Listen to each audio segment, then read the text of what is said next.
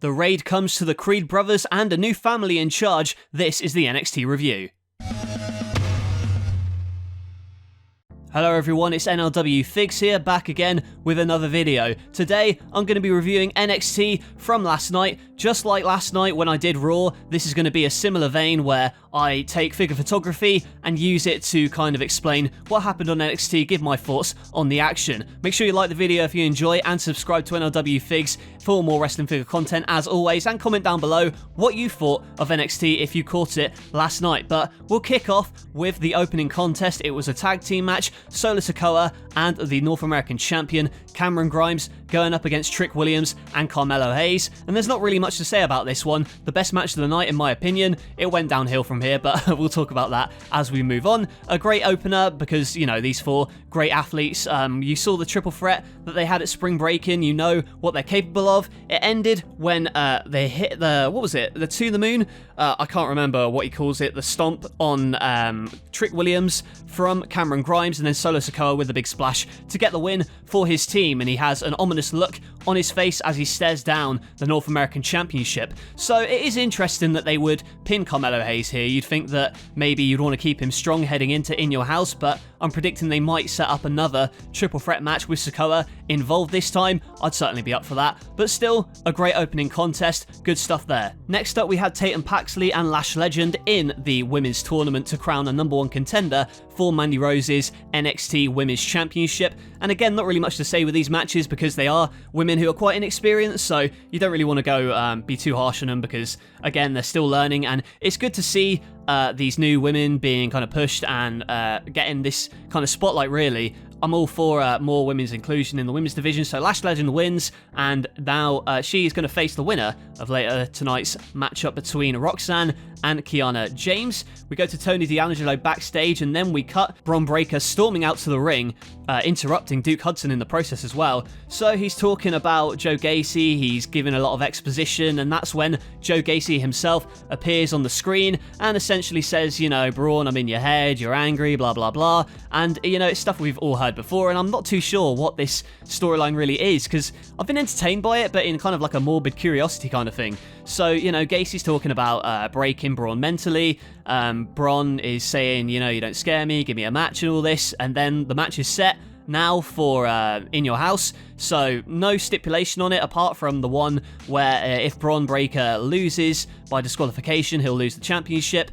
You know, I kind of get it, but at the same time, I wish that they would push someone else in the main title scene because this feud seems to have peaked, in my opinion. It's gotten a little bit boring. Hopefully, they end it after In Your House and we can move on to other things for Bron Breakker. The next matchup on the night sees the Viking Raiders go up against the Creed brothers. Of course, 2 weeks ago, I believe it was, at Spring Breaking, they had a fantastic tag team match, and this one was no exception. The Creed brothers showing that they are ones to watch in the tag team division, maybe even on the main roster in the future. So the Viking Raiders, of course, doing great things in NXT. Hopefully they can transfer that onto SmackDown. It ends when Roderick Strong tries to get involved, but the Creed brothers don't want a second time for that to happen, so they throw Roderick Strong out of the ring, and that allows Viking Raiders to hit a double powerbomb to get the victory for their team. And yep, great to see the Viking Raiders pick up the win here, and great to see another great performance from the Creed brothers. I'd love to see these guys wrestle again, maybe in another stipulation match where Roderick Strong isn't a factor,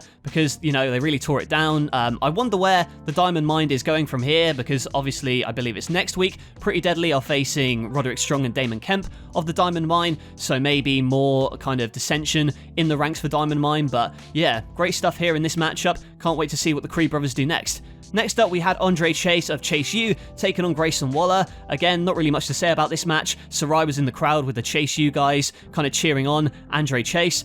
You know, he hit the Chase stomps, the Chase U stomps, but it was Grayson Waller in the end picking up the victory. So yeah, not a lot to say about this one. They continue their feud. I just wonder, maybe they could do a lot more with the Andre Chase stuff. I feel like there's more vignettes they could do.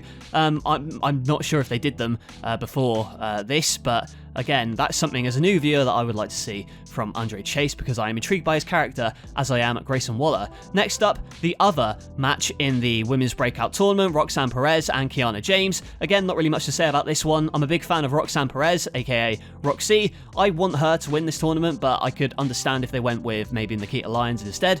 That said though, a good showing from Roxanne Perez, and would like to see more from her in the women's division. Definitely see her as a future women's champion on NXT, and next week we'll find out what the semi-finals are going to be. Nathan Frazier and Wesley had some words in the back earlier tonight, and now they're fighting here on NXT. It's great for what it is in the short 4-minute span that this match goes, but in the end it goes to a no contest. You know, there's dives, there's all sorts of reversals, and I'd like to see these two have like an extended run, maybe in a rivalry or even like a couple of matches here and there. But the match ends inexplicably when Von Wagner comes down to the ring and throws Wesley in a brutal spot of the night for me, throwing him out of the ring onto the announce table, and he bounced off of it. It looked nasty. So Von Wagner, again, looking tall and looking strong as he has been pushed here on NXT for some reason, I don't know.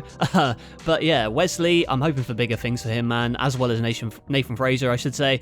So yeah, and it looks like Wesley is going to be this underdog who's challenging the Giant, so the Giant Killer for Wesley, decent gimmick, we'll see where it goes. Main event time to see who will get control of NXT. What control? I don't know, but you'll have to ask them. It's Santos Escobar and Tony D'Angelo. Perhaps it's the blow-off of their feud. Only time will tell, but Santos bringing the fight to Tony D'Angelo. I feel like Tony D'Angelo isn't really the kind of guy that I like to see wrestle. I'd like to see him cut more promos. Maybe if he was like a manager of another more kind of well-established wrestler, I'd be more into that. But regardless, you know, it's a decent match for what it is in the main event slot. Santos hits a tope dive, or well, the first one was stopped by Tony D'Angelo, but the second one hit, and then a beautiful Frankensteiner from Santos Escobar off of the top rope to Tony D'Angelo.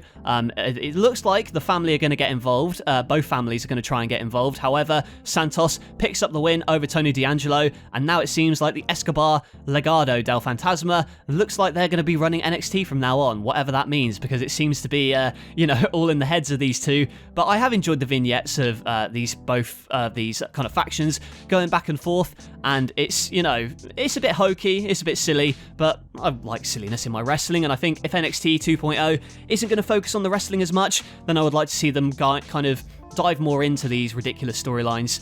Maybe not the Joe Gacy stuff, but certainly this kind of mobster Godfather type storyline. It's been doing it for me. Maybe it's not been doing it for you, I don't know. Do let me know in those comments below. But Santos, yeah, again, one of the best wrestlers on NXT at the moment.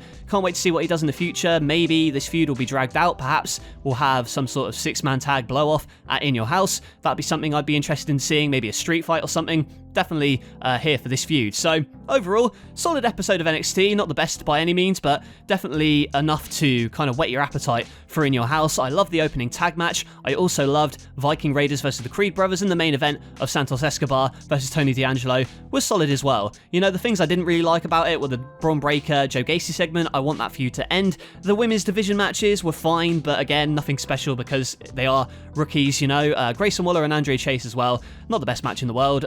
So 3 matches on this NXT that you should check out. Otherwise, probably skip it this week. But still, what did you think of NXT? Let me know in the comments below. Be sure to like the video if you enjoyed and subscribe to NLW Figs for more wrestling figure content. As I said earlier on in the video, I might not review NXT every week, and likewise, I might not review Raw or SmackDown every week, but I might do them every so often, just when I feel like it, you know. I watched NXT and I thought I'll give you my thoughts on it and do a couple of figure photography of the event. But that's it from me. Thank you very much for watching. I'll catch you guys later.